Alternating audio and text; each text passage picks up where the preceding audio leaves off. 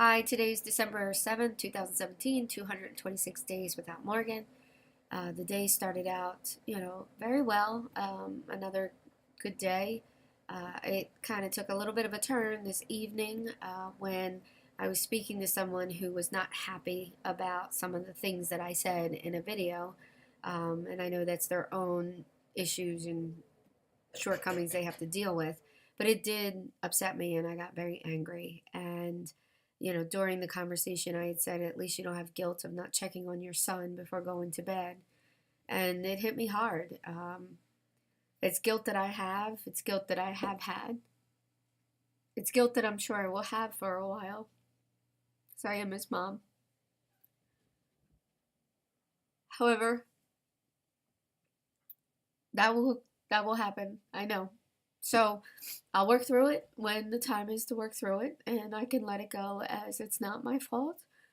But until then, there are things that will be my fault. So, as promised, my tattoo artist who did Morgan's tattoo after he passed away, let's see if I can get this in picture, which is his hand as a baby and the destroyed heart that's all sewn up and just warped. He did that for me after Morgan had passed, and interesting enough, Seon's tattoo has been in Bensalem for at least a year prior to me finding him, and I never noticed it, even though I drove past it every day in all that time. I started noticing that the shop was there a week before Morgan passed away. So I found it interesting that, I just started to see that place. And when I went in there, the gentleman that was available happened to be someone who is also into energy work. And so it was like a perfect timing and perfect fit.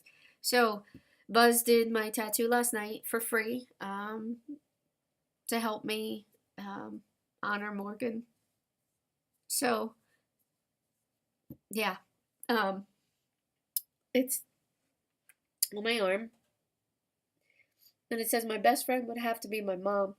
We both love each other to death. Where that came from was after Morgan died and I was cleaning out his room because I wasn't going to make it a shrine to him. I found his journals from high school. And originally I just picked them up to thumb through them looking for drugs, looking to make sure nothing was in there before I did anything with anything, because that's what I was doing with everything in his room, looking for drugs as a just in case. And someone told me to read the journals. And so there's a few things that he wrote specifically in there that were very impactful and meaningful for me.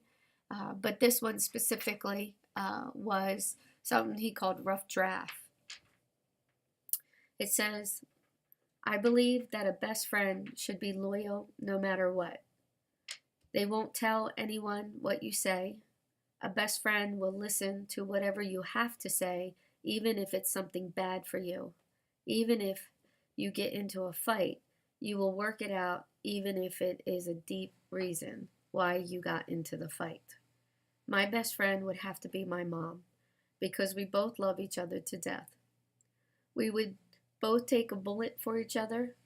We will both listen to one another, no matter what the conversation is. If we need help doing something, we will do our best to help each other out. Me and my mom look very alike because she is my mom. But we have a few things that are different about us in looks. Yeah. So it's the first time I've cried over this in a while. But I'm grateful to have it. Until tomorrow.